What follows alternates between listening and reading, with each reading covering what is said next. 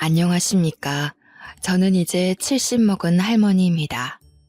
제 기구한 인생에 대해 넋두리를 하고 싶었는데 이렇게 사연을 올리는 채널이 있다니 참으로 좋네요. 며느리들이 열심히 보고 있길래 저도 부탁을 해서 사연을 올려봅니다. 저에게는 참으로 슬픈 사연이지만 앞으로는 행복만 가득할 예정이라 슬픈 이야기 툴툴 털어내려 써봅니다. 말주변 머리가 없어 며느리들이 글을 대신 써주느랴 고생이겠지만 나중에 맛있는 거 사주면 되겠죠? 저는 아주 평범하게 자랐습니다. 작게 인쇄소를 하시던 아버지 밑에서 잉크 냄새를 맡으면서 자랐습니다. 어머니께서는 손이 넉넉하신 분이셔서 늘 만든 음식들을 사람들에게 베풀며 살아오셨습니다. 엄청나게 부유했던 집은 아니지만 아버지의 일거리가 끊임이 없었기에 가난에 허덕이는 일 없이 잘 먹고 무럭무럭 자랐습니다. 아버지께서는 늘 저에게 좋은 사람 만나서 시집을 잘 가야 한다고 했었습니다. 그때만 해도 여자가 일을 하면 남자가 놀고 먹는 한량인가 하는 소리를 들었다고 했습니다. 자고로 굶겨 죽이지 않을 남자와 결혼해서 아들, 딸 많이 낳고 살아야 복이 있다는 소리를 듣는다고 했죠. 어머니께서도 아이를 많이 낳아 다복한 가정을 이루고 싶어 하셨었지만 저를 낳고 몸이 안 좋아지시는 바람에 아이를 더 갖지 못하게 되셨다고 했습니다. 하나뿐인 딸이기에 얼마나 애지중지 키웠겠습니까?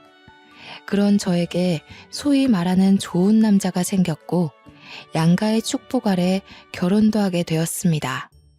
하지만 결혼하고 나서 점점 상황이 이상해졌습니다.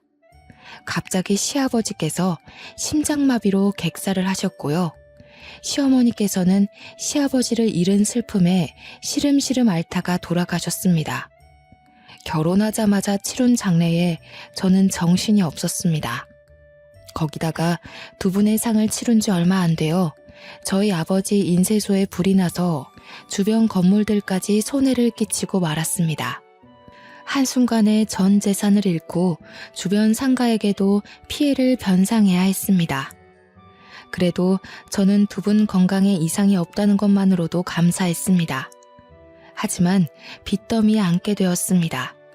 그때는 보험이랄 것도 제대로 없어서 피해 변상은 고스란히 아버지의 몫이었습니다. 저희 남편은 제 부모님의 몫의 빚까지 떠안아 주겠다고 했습니다. 저는 면목이 없었죠. 하지만 정말 좋은 남자였습니다. 저에게 아무런 걱정하지 말라고 우리 마누라 고생은 절대 안 시킨다면서 본인 일을 늘리더라고요. 남편은 건설 현장에서 타일을 붙이는 일을 하는 타일공이었습니다. 몸이 매우 힘들지만 일을 하는 만큼 돈을 벌 수 있는 직업이었습니다. 남편은 일을 늘려서 하루 종일 집에 붙어 있지 못했습니다. 그런 남편을 보면서 저희 친정 부모님은 참 마음 아파하셨습니다. 그러다가 어깨를 다친 남편이 잠시 일을 쉬게 되었어요. 목구멍에 풀칠이라도 해야 하는데 너무나도 걱정이 많았습니다. 제 걱정이 늘어나고 한숨이 늘어날 때마다 남편은 늘 미안해했습니다. 미안해 여보, 내가 다치지만 않았어도. 무슨 그런 서운한 소리를 해요. 당신이 이만큼만 다친 것도 너무 다행이에요. 저는 남편을 대신해서 일을 하기 위해 부업을 시작했습니다. 친정 부모님께서도 부업을 하는 저를 보고 같이 도와주시기 시작했어요. 그렇게 소일거리를 하며 한 푼 두 푼 모아 빚을 갚고 남편의 어깨도 회복되어 다시 일을 시작했습니다. 당시에 새로운 건축 양식이 유행하면서 화장실에만 붙이던 타일을 주방이나 거실에도 붙이기 시작했어요. 남편의 일거리는 늘었고 저희 가족은 다시 안정을 찾을 수 있었습니다. 저는 하던 부업을 놓치지 않고 열심히 가게의 보탬이 되기 위해 노력했습니다. 그러던 어느 날 친정 어머니께서 저에게 급히 전화를 하셔서는 혹시 임신했냐고 물어보시는 거예요.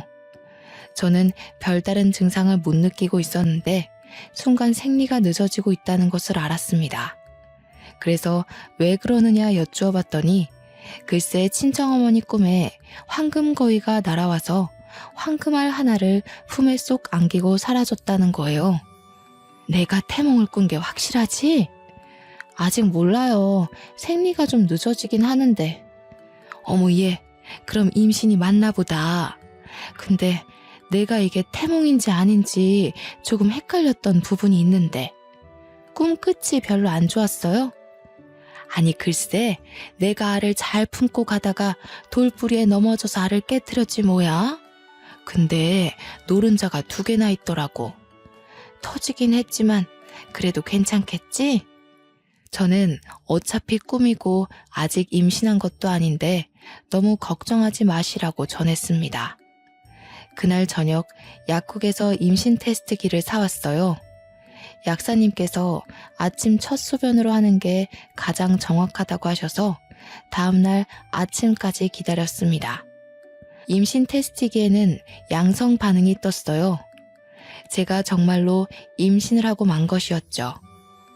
아이를 벌써 가지려는 계획은 없었지만 그 당시에 계획이라는 게 뭐가 있나요? 생기면 생기는 대로 낳는 것이 당시의 규칙이었죠. 그런데 이상하게도 먹는 거 없이 살이 많이 찌기 시작했어요. 입덧이 꽤 심한 편이었음에도 불구하고 다른 임산부들보다 배가 훨씬 불러왔습니다. 그 당시에는 조산원이라는 곳에서 애를 낳는 것이 대부분이었습니다. 돈이나 좀 있거나 아니면 고위험군 산모일 경우에나 병원에서 애를 낳았죠.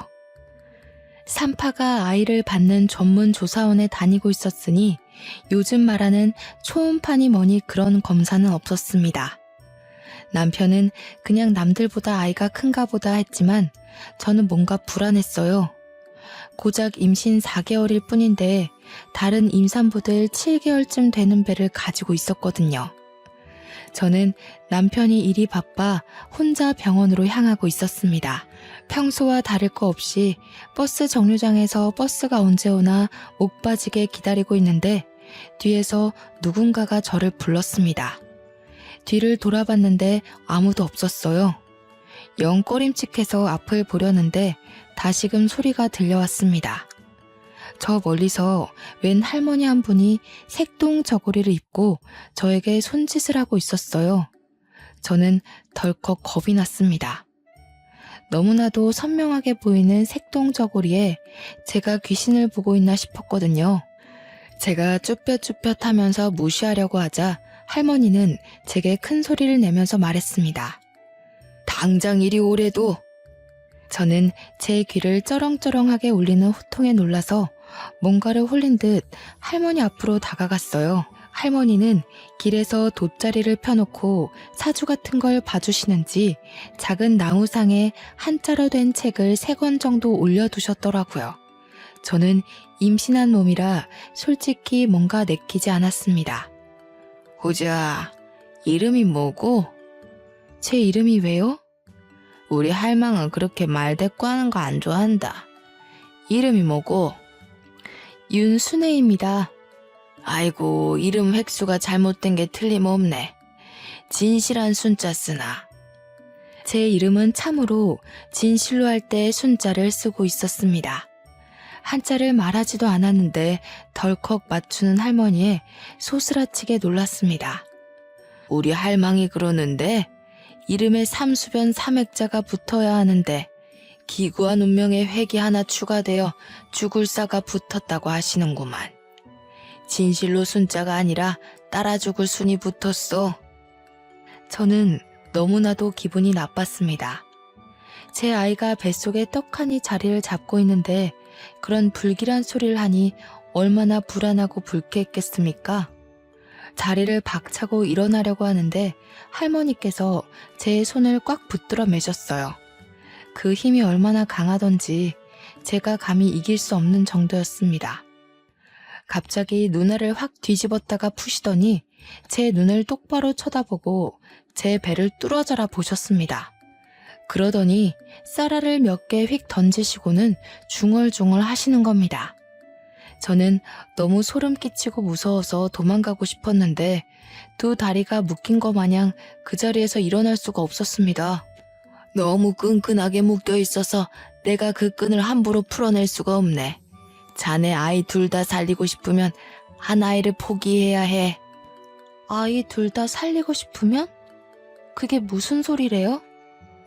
뱃속의 아이 말이야. 쌍둥이를 가졌잖아.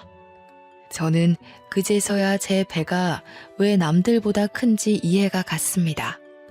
병원에 가서 정확하게 검사한 것은 아니지만 어머니의 태몽에서 쌍란이 나온 것도 그렇고 지금 할머니께서 쌍둥이라고 하는 것도 그렇고 말이죠. 저는 뭔가 깨달음을 얻은 듯한 얼굴을 했지만 그럼에도 불구하고 의문이 남았습니다. 제가 쌍둥이를 가졌을 수도 있지만 둘 다 살리고 싶으면 한 아이를 포기하라는 게 무슨 소리세요? 우리 할망이 자세하게 말해주면 운명이 바뀐다고 했는데 자네 인생이 기구해서 내가 조금 더 풀어주지. 뱃속의 쌍둥이 명이 짧아 따라 죽을 운명이란 말이다 이거야. 저는 점점 듣는 게 거북해졌습니다. 아직 태어나지도 않은 아이들에게 저주를 퍼부어도 너무 심하게 붙는 것 같았습니다. 할망인지 뭔지가 귀신인지 신인지 모르겠지만 우리 아이에게 저주를 붓는 것만 같았어요. 애 둘 다 낳을 생각 말고 하나만 낳아. 하나를 일찌감치 지우면 그 수명이 다른 쌍둥이에게 붙어서 오래오래 살 거요. 아니, 무슨 그런 저주를 퍼부으세요? 저주라니. 내 말을 들어야 다들 오래 살 수 있어. 그 아들이 따라 죽을 업보를 타고 태어나는 거니까. 내 말 들어. 할머니 너무해요. 태어나지도 않은 아이들한테. 내가 뭘 했어. 저 업보를 타고난 인간들은 내 말을 듣지 않는데도. 갑자기 목소리가 바뀐 할머니는 저를 확 째려보셨습니다. 이전까지는 호통은 치셔도 눈빛은 안타까워하는 눈빛이셨는데 지금은 눈빛에 도끼가 가득했어요. 자식은 물론이고 다른 사람도 살고 싶으면 애 하나를 버려. 그러면 그 수명 골고루 나눠 먹을 테니. 그러더니 할머니는 저의 다른 말들을 모두 무시한 채 나무 탁상을 탁탁 챙기고 돗자리를 휘리릭 말아서 들고는 골목 끝으로 사라졌습니다. 저는 멍하니 사라지는 할머니의 뒷모습을 바라보았어요. 그러다가 정신을 차리니 제가 뭘 하고 있었는지를 모르겠더라고요. 홀렸다는 말의 뜻을 정확하게 알 수 있는 순간이었습니다. 저는 원래의 목적대로 산부인과에 가기 위해서 버스에 올라탔습니다. 버스를 타고 병원으로 가는 내내 속이 울렁울렁 거리더라고요. 가까스로 정신을 부여잡고 병원에 도착해서 검사를 마치니 정말로 쌍둥이가 뱃속에 있다지 뭐예요. 참말로 신기한 경험이 아닐 수 없습니다. 친정엄마가 꾸신 꿈도 그렇고 점쟁이로 보여지는 할머니도 그렇고 모두들 저에게 쌍둥이에 관련된 이야기를 해주셨으니까요.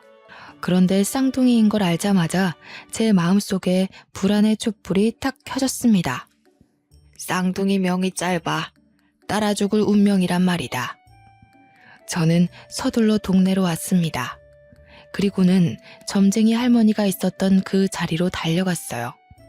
하지만 할머니의 흔적은 그 어디에도 없었습니다. 저는 지푸라기라도 잡는 심정으로 할머니를 아는 사람들을 찾기 시작했어요. 근처 상인들이라면 충분히 알고도 남았을 것이라고 생각했습니다. 저기요, 과일 가게 아주머니.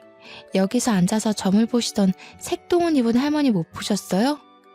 어머 세댁, 무슨 꿈이라도 꿨어? 이 근처에는 그런 점쟁이 할멈 없어. 내가 여기서 장사를 10년 넘게 했는데 그런 할머니는 못 봤는걸? 아까 한 2시간 전만 해도 있었는데 참말로 못 보셨어요? 색동옷을 입었으면 눈에 딱 띄었을 텐데 난 못 봤어. 여기서 색동옷 입고 앉아 있었다가는 미친 사람으로 오해받기 딱 쉽지.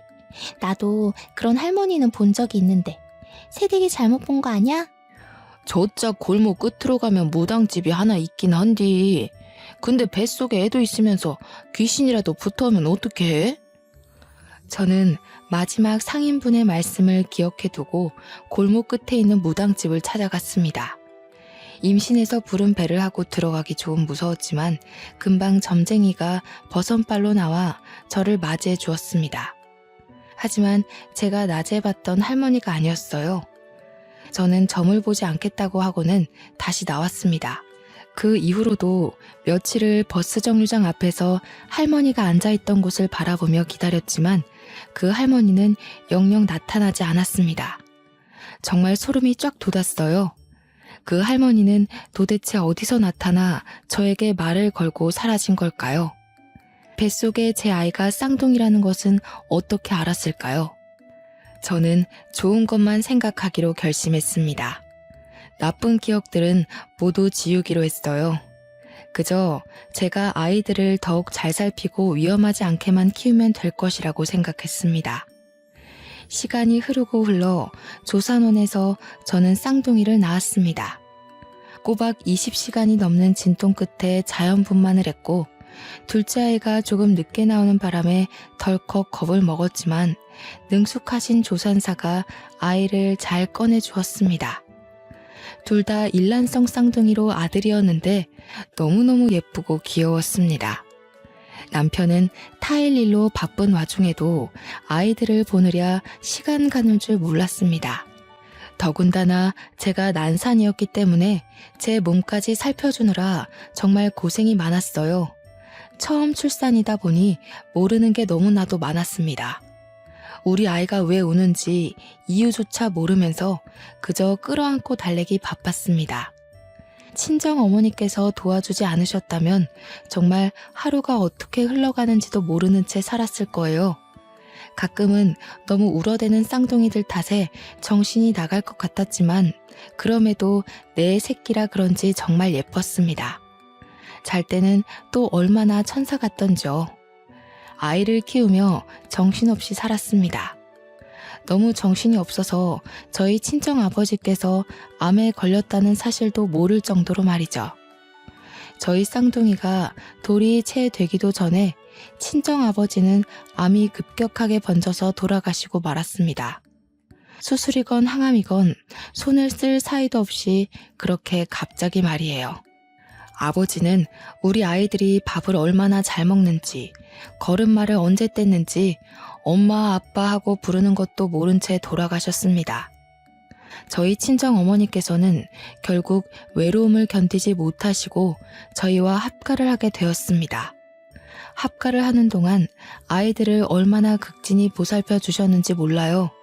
하지만 아이들의 웃음소리가 끊이지 않고 들려도 마음 한구석에 깊이 자리 잡은 외로움은 어떻게 채울 수가 없었습니다. 아이들이 커가는 속도가 참 빠르잖아요. 저희 어머니의 늙는 속도도 참 빨랐습니다. 어느 날부턴가 멍하니 창밖을 보면서 제게 말씀하셨어요. 나는 섬에 가서 살고 싶었어. 바다도 보고 산도 보면서 공기 맑은 곳에서 네 아버지와 그렇게 늙어가고 싶었지. 매일 아침마다 저에게 똑같은 소리를 반복하셨어요. 저는 그것이 아버지를 그리워하는 마음인 줄 알았는데 아니었습니다. 가끔은 요리를 하시다가 냄비를 태워 먹기도 하고 어느 날은 집이 몇 호였는지를 헤매기도 하셨지만 저는 별 대수롭지 않게 생각했습니다. 그러다가 아이들이 어린이집에 갈 나이가 되었고 남편은 타일 시공을 직접 하지는 않지만 현장에 계속 나가 있느라 바쁜 와중이었죠. 저는 친구들과 약속이 있어 어머니께 아이들을 하원시켜달라 말씀을 드렸습니다. 어머니는 4시까지 꼭 데리러 가겠다고 하셨지만 저는 친구들을 만나다가 어린이집에서 전화가 걸려와 황급히 집으로 가야 했어요. 어머니, 쌍둥이들 하원 시간이 넘었는데도 안 오셔서요. 그때는 이미 저녁 6시를 넘긴 시간이었습니다. 저는 놀래서 어린이집으로 달려갔고 아이들을 하원시켰습니다. 어머니께 무슨 일이 일어난 건가 싶어서 전화를 걸어보았지만 받지 않으셨어요. 놀란 마음을 부여잡고 집으로 가니 어머니께서 또 멍하니 창밖을 바라보고 계셨습니다. 엄마, 왔니? 그 아이들은 누구니? 저는 소스라치게 놀랐습니다. 어머니는 치매가 오신 거였어요. 그동안 수많은 증상이 있었음에도 불구하고 저는 제가 사는 게 바빠서 그걸 알아차리지 못한 것이었어요. 부랴부랴 어머니를 모시고 병원에 갔더니 이미 치매 증상이 꽤 오랜 시간 있었으며 진행이 된 터라 약으로 조절하기 힘들다고 했습니다.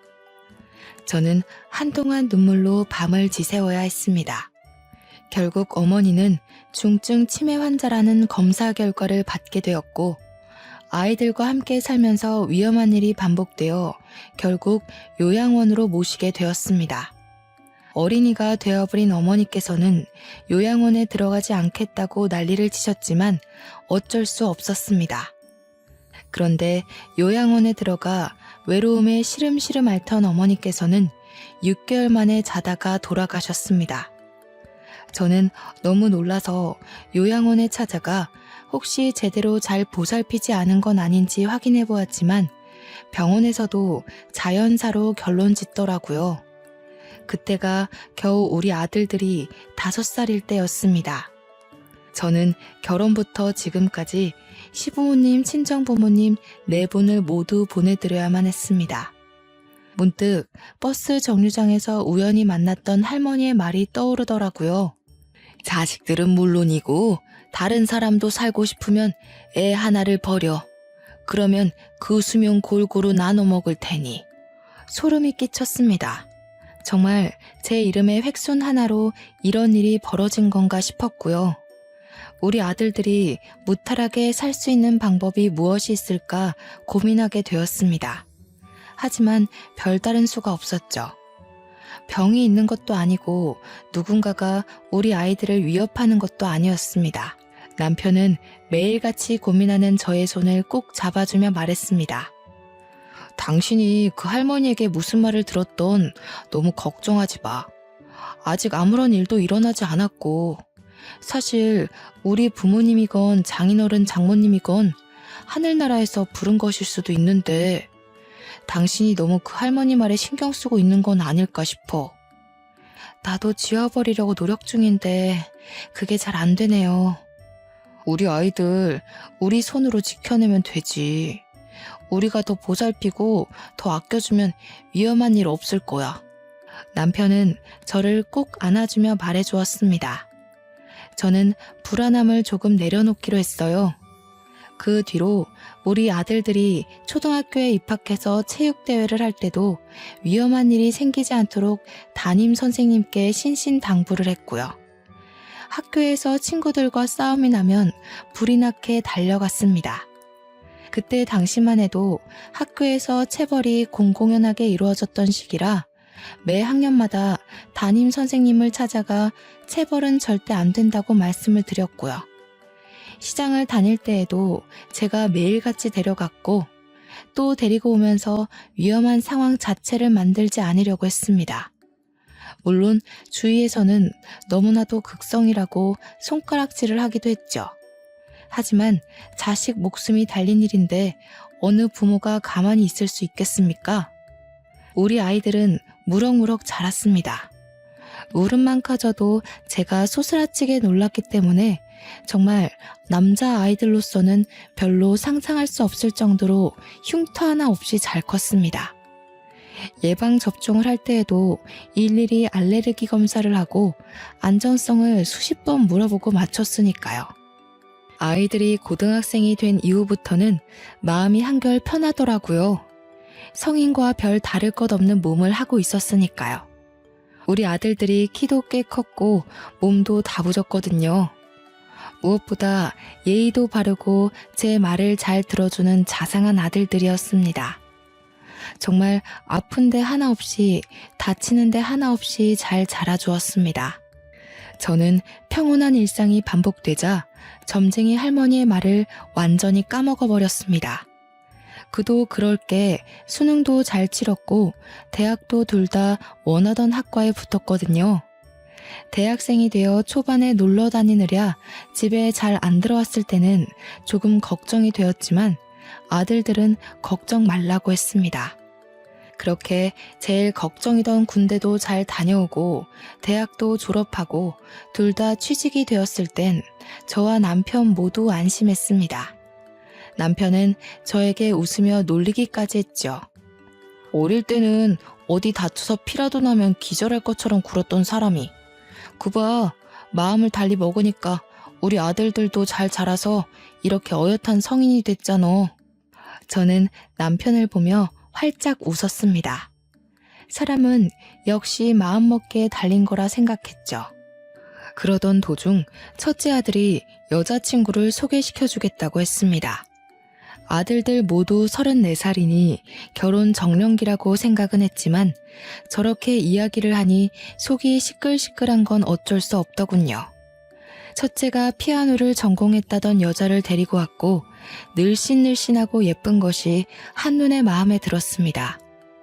인사를 나누는 자리에서 처음에 저를 어색해했지만 제가 마음을 열고 다가가니 사르르 녹는 애교를 장착하고 저를 대하더군요. 이래서 우리 아들이 푹 빠진 건가 보다 싶었습니다. 양가가 인사를 드릴 때도 참 화기애애했습니다. 결혼식 분위기도 참 좋았고 결혼하고 나서는 더욱 좋았습니다.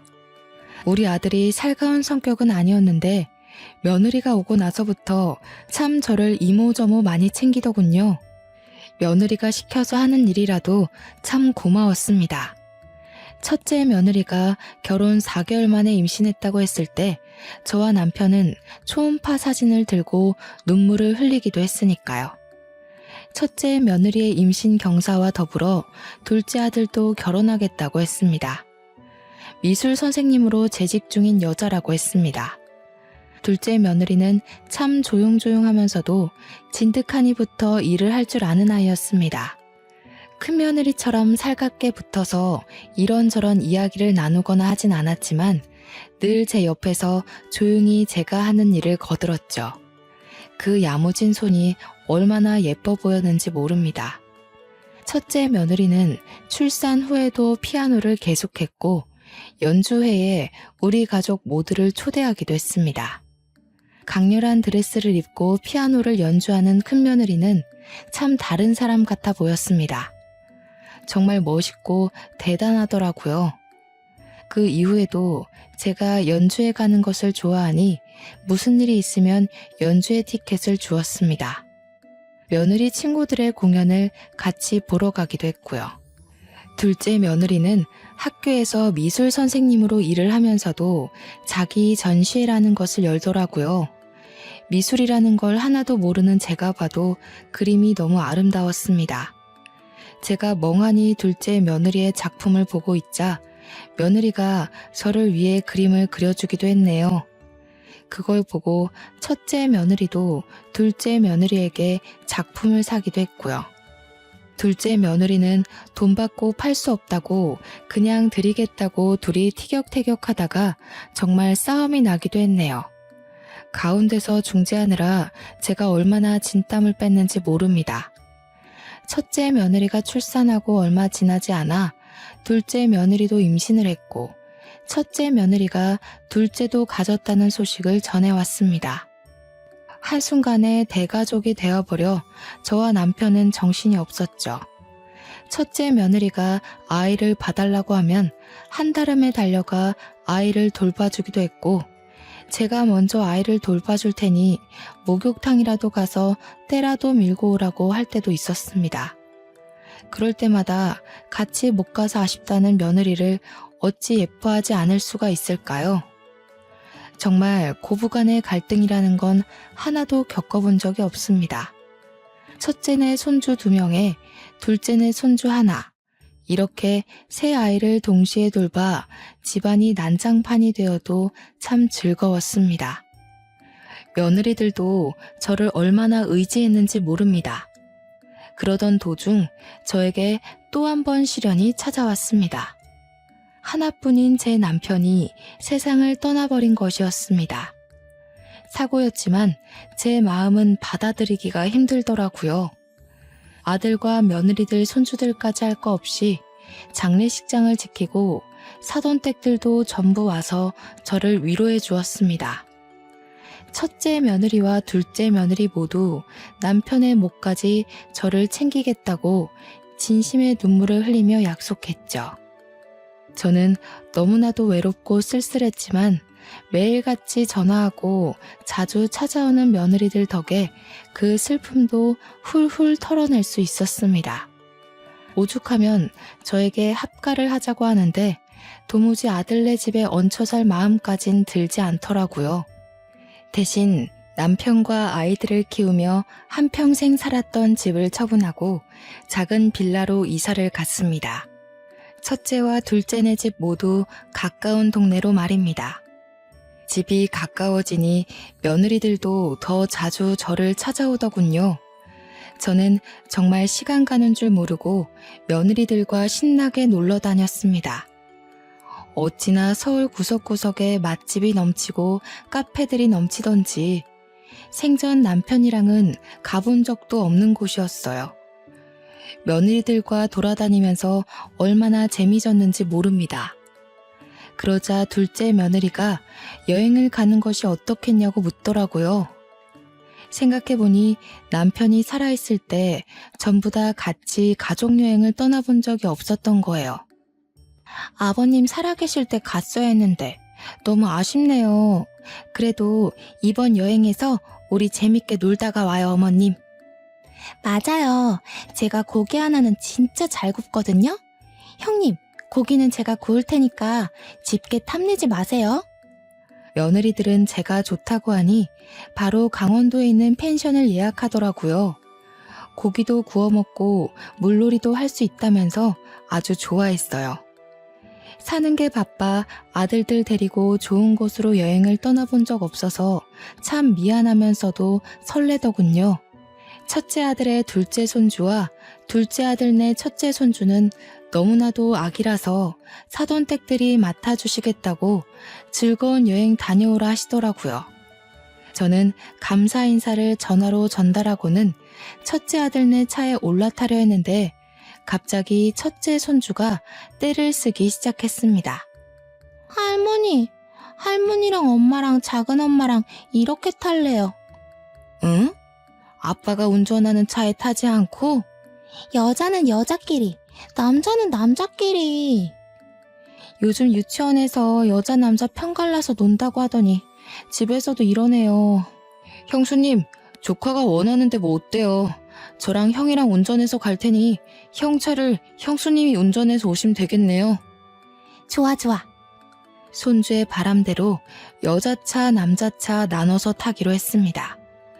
첫째 며느리가 운전하는 차에 저와 손주 둘째 며느리가 타고 둘째 아들이 운전하는 차에 첫째 아들이 앉았습니다. 그렇게 강원도 횡성에 있는 펜션에 가기로 하고는 차를 출발해서 한창 고속도로를 타고 있었습니다. 두 번째 휴게소에서 만나자 약속을 했다고 했는데 아무리 기다려도 아들네 차가 도착하지 않았습니다. 불안한 마음에 며느리들이 전화를 해봤지만 둘 다 전화도 받지 않았고요. 모르는 번호로 전화가 걸려오고 나서야 저는 점쟁이의 말이 떠올랐습니다. 온몸에 소름이 돋으면서 다리에 힘이 풀렸고 전화를 받은 첫째 며느리의 표정이 일그러지는 것을 보면서 확신을 했습니다. 둘째 며느리는 영문도 모른 채 주저앉은 저를 부축했고요. 첫째 며느리는 갑자기 온몸을 떨면서 눈물을 흘리기 시작했어요. 저는 그 모습을 보면서 같이 눈물을 흘렸습니다. 남편들 차가 사고가 나서. 네? 형님, 그게 무슨 소리예요? 며느리들과 저는 황급히 병원으로 달려갔고 거기서 싸늘하게 식은 두 아들을 만날 수 있었습니다. 과적제 화물 트럭에서 떨어져 나온 벽돌이 아들 차를 뚫었다고 했습니다. 벽돌을 맞은 둘째 아들은 즉사, 피하려고 차를 틀다가 가드레일을 받은 첫째 아들은 병원으로 이송 도중 사망했다고 하더군요. 그게 우리 아들들 나이가 고작 40살일 때였습니다. 아들들의 장례를 어떻게 치렀는지 기억도 나지 않습니다. 너무나도 정신이 없었고 온통 곡소리뿐이었습니다. 저는 더 이상 흐를 눈물도 없겠구나 했는데 또 눈물이 나오더라고요. 며느리들은 저를 붙잡고 어머니 어떡해요 어떡해요 하는데 해줄 수 있는 말이 없더군요.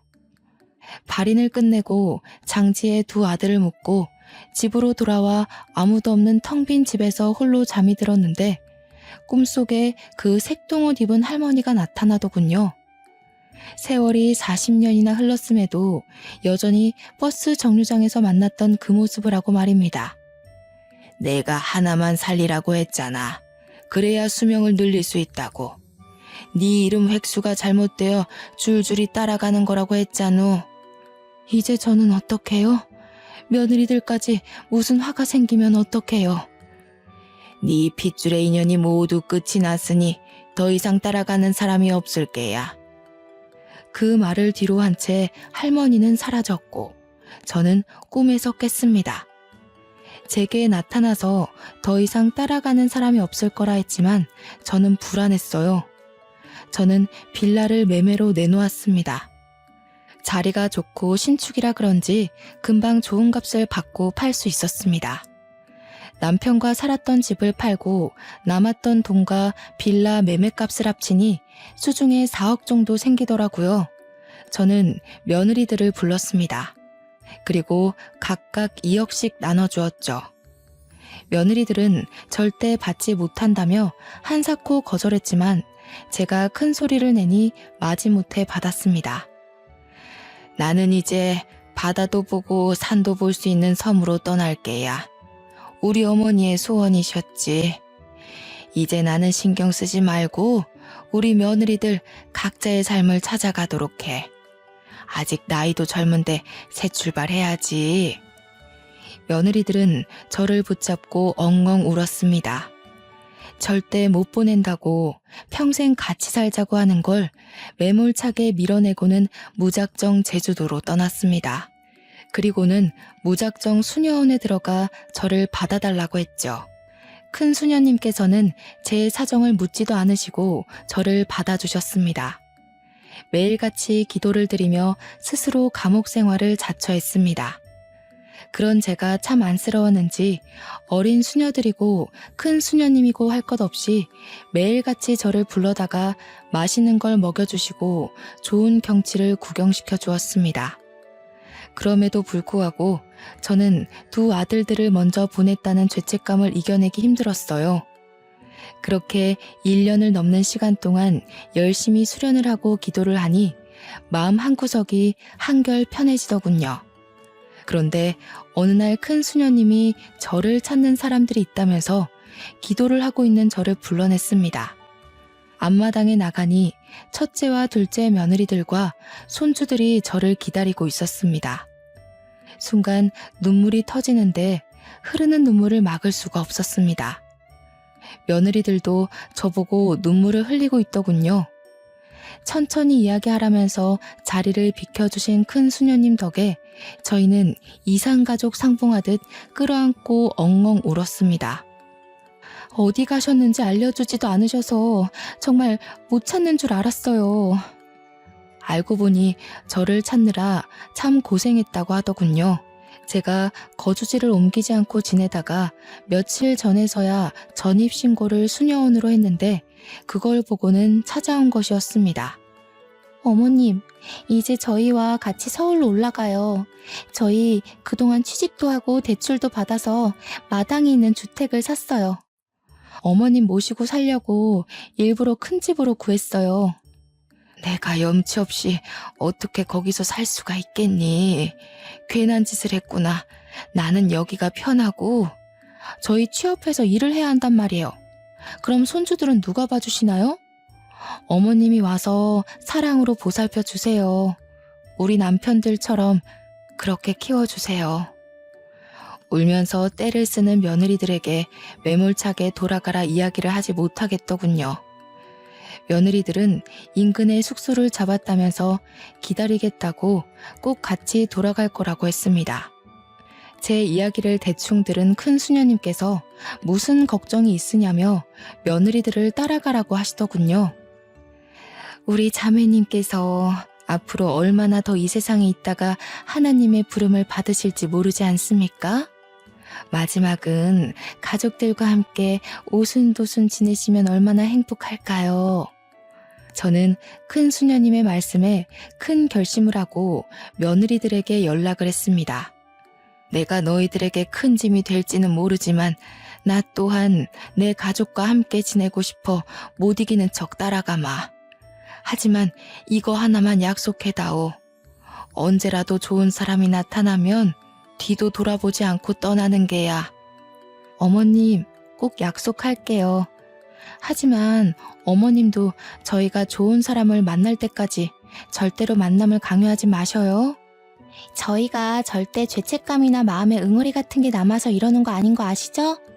정말 어머님과 함께할 때 너무 행복했고 그 행복이 그리워서 모시고 살겠다고 결심한 거였어요. 나도 너희와 함께할 때 참 행복했단다. 하지만 죽은 아들들 때문에 이러는 거면 내가 너무 부담스럽구나. 저희는 그저 어머님과 함께하고 싶은 것뿐이에요. 말씀대로 약속 꼭 새겨 드릴게요. 며느리들은 걱정 말라고 약속을 꼭 하겠다고 했습니다.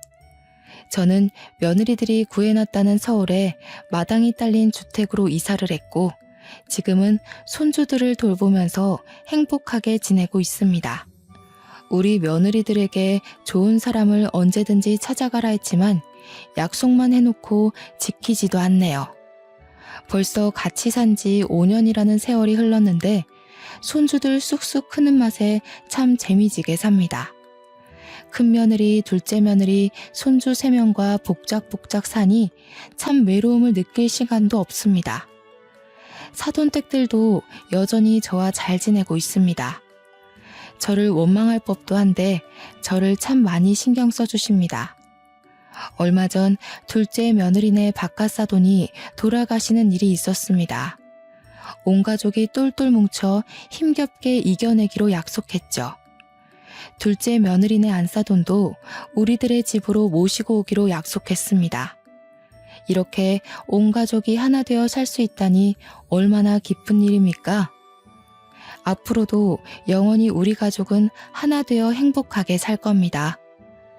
나쁜 일은 다 잊어버리고 더 이상 보이지 않는 무언가에 휘둘리지 않으면서 말이죠. 저희 가족의 화창한 봄날을 모두 응원해 주세요. 감사합니다.